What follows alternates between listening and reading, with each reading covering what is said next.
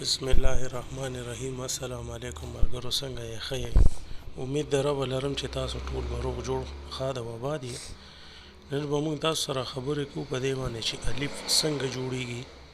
نو دا تاسو وګورئ، قلم یا مارکر چې تاسو کله نیسئ نو په دې طریقه باندې به ونیسئ.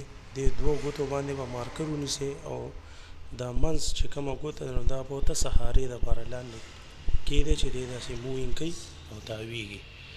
کله چې تاسو لیکل کوئ نو دی به په اسانه باندې تاسو بیا تاوولی شئ. دا الف چې کوم دی نو دا تقریبا 3 کته او کته څه شی دی دا تاسو وګورئ. موږ لګولی دا ګوره دی 2 او دی 3 کته به تاسو ولګوئ د دې چې کوم دغه دی او بیا به تاسو شروع واچوئ په الف باندې. د دې دغه سټایل دی. ډومبۍ کې چې تاسو کله مارکر یا قلم راکاږئ نو تاسو نه به دغسې ګډوډ راځي. ولې چې تجربه خو وي نه، خو تاسو به چې کوم دی دې ته وارخطا کیږئ نه او تاسو به خپل کوشش کوئ. خطاطي ډېر یو زبردست فن دی. دا اوس تاسو وګورئ، بیا به په کلار کلار ستاسو ګوتې چې کوم دی تاسو لیکل کوئ دا به په مزه مزه سیټ کیږي. تاسو ته مونږ ووایو دې سر کې تاسو وګورئ نو دا 3 کته مونږ لګولي دي.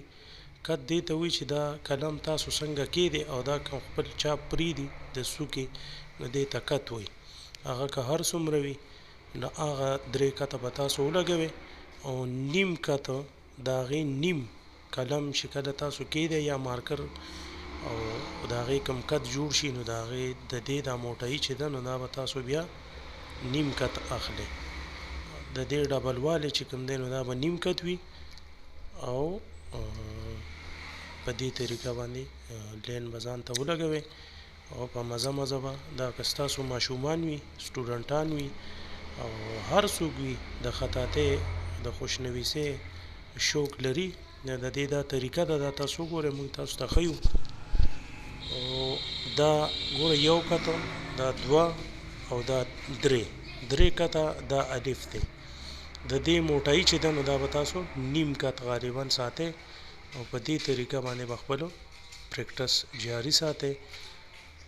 وارخطا کیږئ به نه، ځکه چې دا د یو ټایم کار نه دی، د یو ورځې کار نه دی.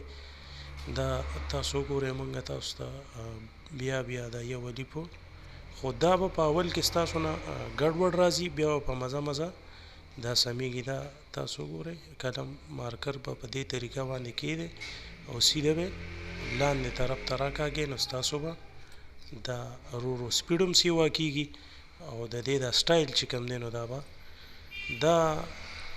به ورځ ته ورځ ښه کیږي. که ستاسو نور څه خبره اتره وي نو موږ سره هغه شیر کولی شئ. ډسکرپشن کې به زموږ نمبر تاسو ته موږ درکړي، په هغې باندې موږ سره رابطه هم کولی شئ. دا نننۍ زموږ ستاسو دپاره د الف ویډیو ده.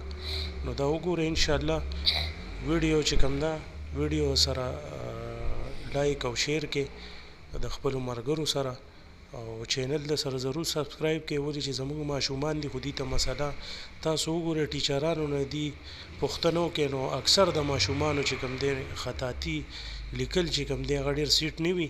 نو که قابل هم وي خو نمبر یې هغسې نه راځي، ځکه چې لیکل نه پوهېږي څوک یا ګډوډ وي نو د هغې هم بیا د ټیچرانو تاسو پوښتنه کولی شئ. نو خطاطي یو لازمي څیز دی د خپلو بچو دپاره. چینل د سره ضرور سبسکرایب کړئ او بیل آیکان بټن د سره ووهئ، ځکه چې کله نوې ویډیو زموږ راځي چې تاسو ته نوټیفیکیشن راځي. باقاعدګۍ سره خپلو بچو ته دا چینل سبسکرایب کړئ او که تاسو سره ټایم هر ټایم کې وي نو 24 غنټې کې به موږ کوشش کوو چې یو ویډیو تاسو سره ضرور شیر کوو. دا 3 کته الف دی او نیم کت د دې موټایي د طریقه تاسو ته موږ وښوده چې په دې طریقه باندې به دا تاسو کوئ.